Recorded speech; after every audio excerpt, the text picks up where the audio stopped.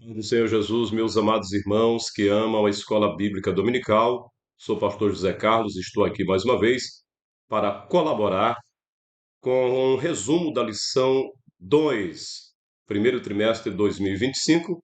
Nós temos esse assunto aqui. Observe, somos cristãos.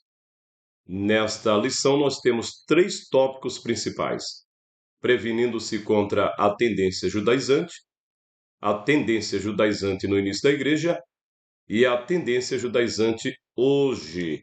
Então, nós vamos estar aprendendo nesta lição 2 que somos realmente cristãos. Por que isso?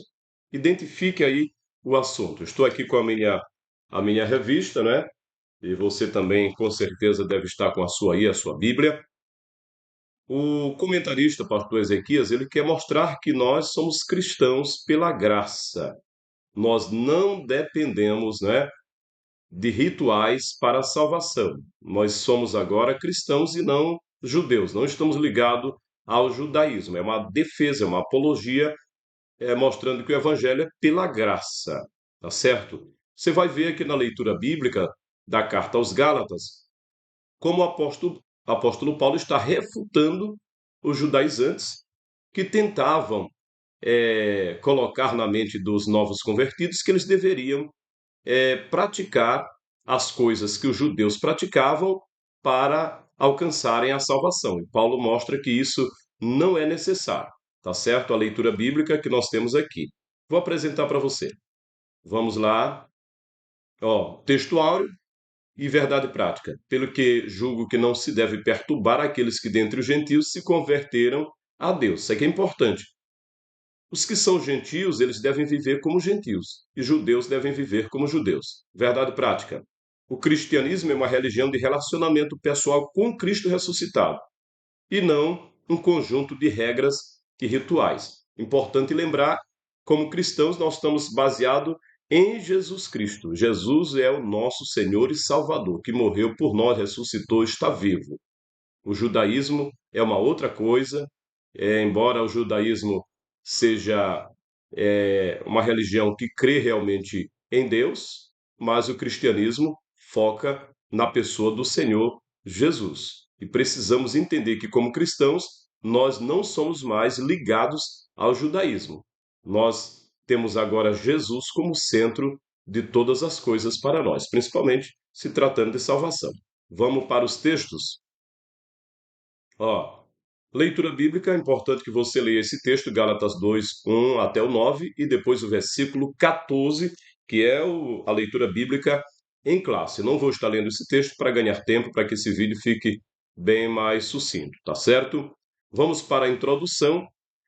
É um recorte. Nesta lição veremos que Gálatas 2 é o quê? É um relato de um dos debates que mostram o limite entre o judaísmo e o cristianismo. E os apóstolos, principalmente Paulo, tiveram muita dificuldade de mostrar isso aos judaizantes, né? Então você percebe que os judaizantes, vou explicar isso mais na frente, eram cristãos, judeus, né? Judeus cristãos que tentavam convencer os novos convertidos não judeus a viverem como judeus. E essa lição vem falar exatamente isso. Nós somos o quê? Somos cristãos. Nós não somos judeus. Nós não devemos estar misturando cristianismo com judaísmo. Tá certo? Vamos aprender mais?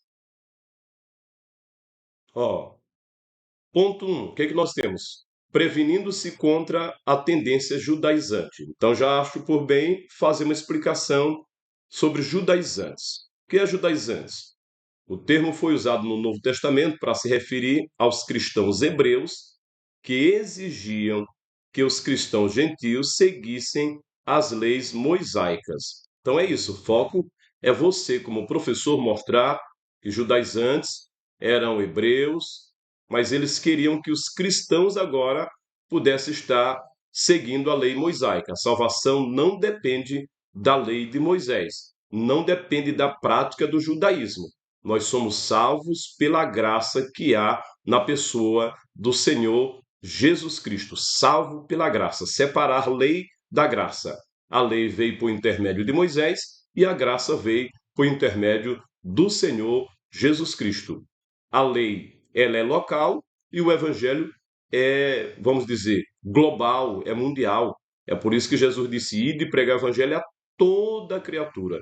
Quem crê e for batizado será salvo. Enquanto a lei, ela era somente para os judeus. O evangelho, ele é universal. Amém? É por isso que a Bíblia diz que debaixo do céu não existe nenhum outro nome dado pelo qual importa que sejamos salvos. Só Jesus. Se você aceitou Jesus como teu Salvador, você fez o melhor. Você não precisa incrementar práticas do judaísmo, certo? Vai focar muito sobre isso. Vamos mais. Ela está, o primeiro ponto, nós temos aqui três subdivisões. Ó, primeira, subindo outra vez a Jerusalém. O 2, o objetivo da reunião. Tito e a circuncisão. O que nós temos aqui nessa lição, no primeiro tópico? Ela é dividida em três subtópicos, né? Subindo outra vez a Jerusalém. Nesse tópico aqui, vamos aprender que Paulo, ele vai, 14 anos depois, ele vai a Jerusalém e ele se reúne com os apóstolos, ele quer mostrar como estava o evangelho entre os gentios, porque o apóstolo Pedro, ele desenvolveu um ministério voltado para os judeus.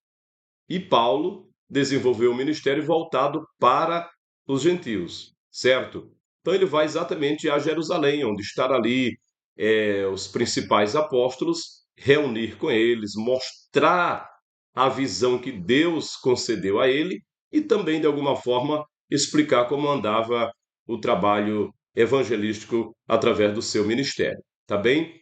Então, subindo outra vez a Jerusalém, trata disso.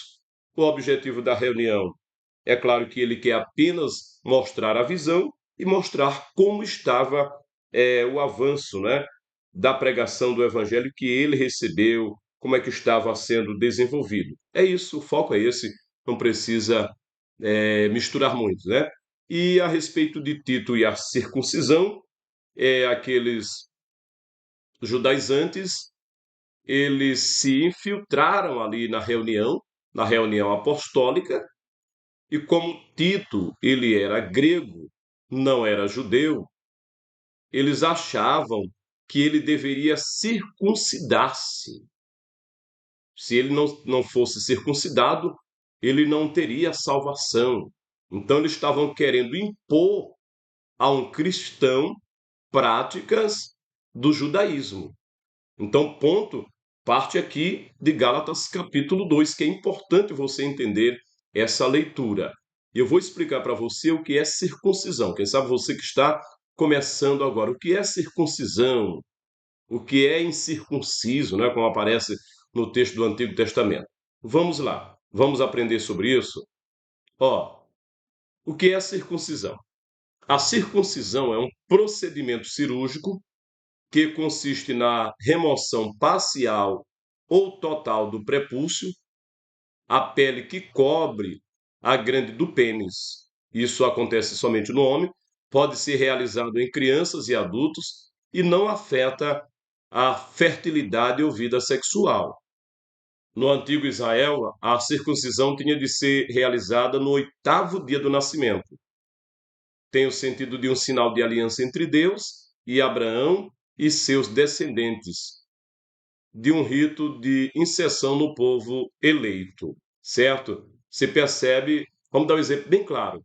Jesus Cristo, você vai lá para o Evangelho de Lucas, Jesus foi circuncidado ao 8º dia, não é isso?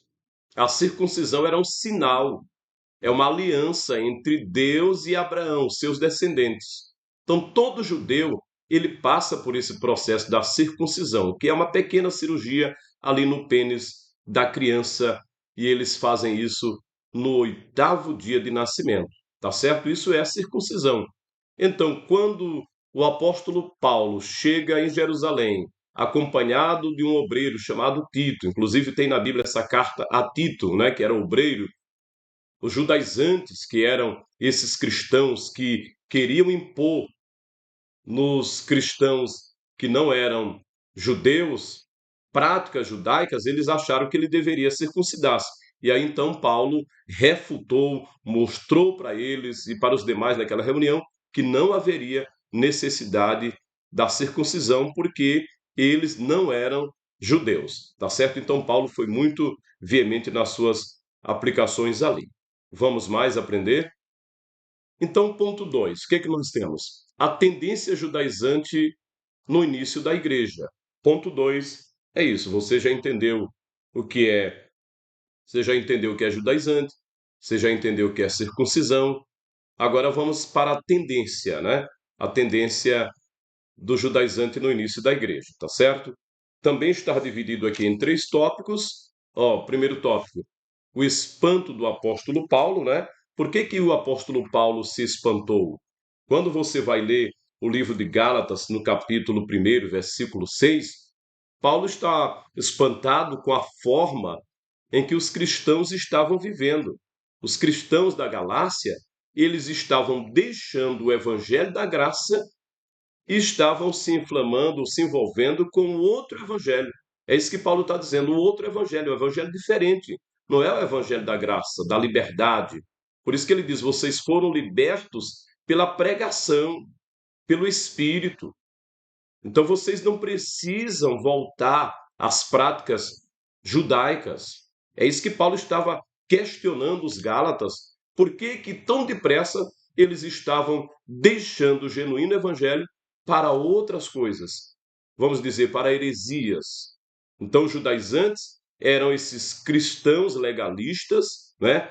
Judeus, que saíram por várias partes do mundo, dizendo até que a igreja de Jerusalém tinha enviado eles, que eram representantes da igreja de Jerusalém, não era, e eles tentavam atrapalhar o evangelho que Paulo, principalmente Paulo, pregava, né? Paulo tinha um ministério voltado para os não-judeus, para os gentios, e os gentios não tinham lei.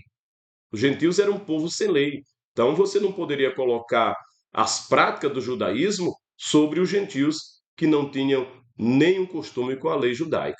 Tá certo? Então Paulo defende isso muito bem, e os judaizantes, são chamados aí judaizantes, por quererem infiltrar, colocar, fazer de tudo que os novos cristãos vivessem como judeus. Entendido? Bem fácil para você entender judaizante. Com os não-judeus, ou melhor, com os cristãos gentios, que era totalmente diferente dos judeus, né? Vamos mais?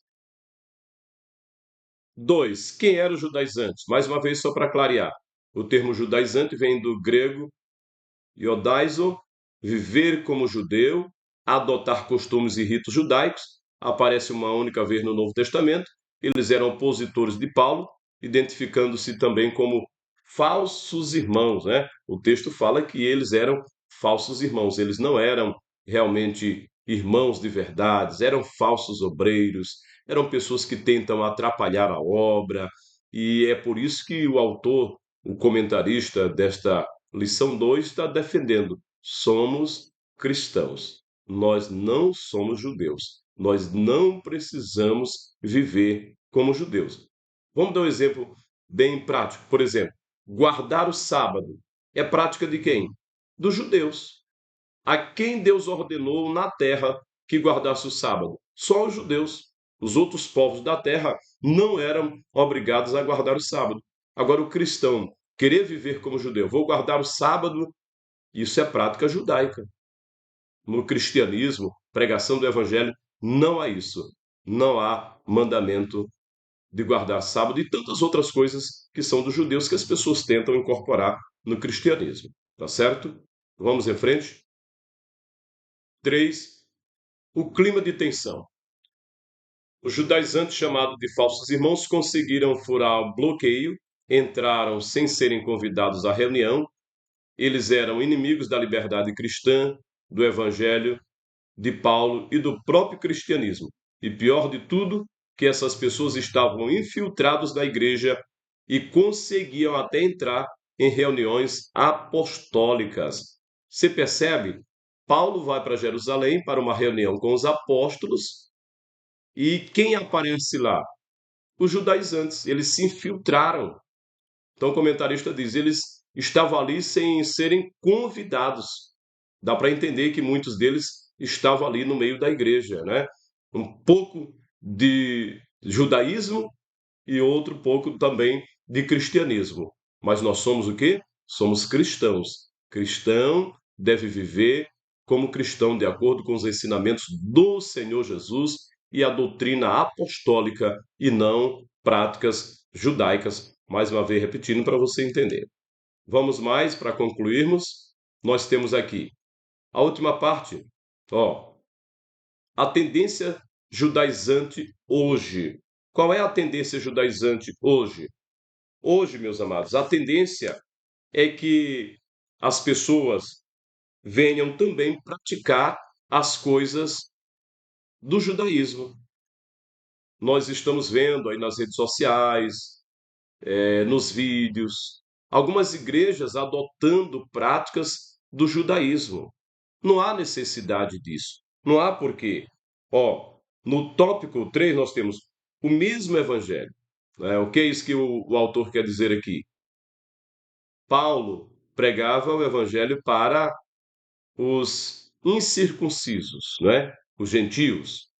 Já Pedro pregava para os circuncisos, para os judeus. Mas o evangelho é o mesmo, tá certo? Há um só evangelho, há um só Deus, há um só Senhor, há um só batismo, há uma só fé, como diz na carta aos Efésios, capítulo 4.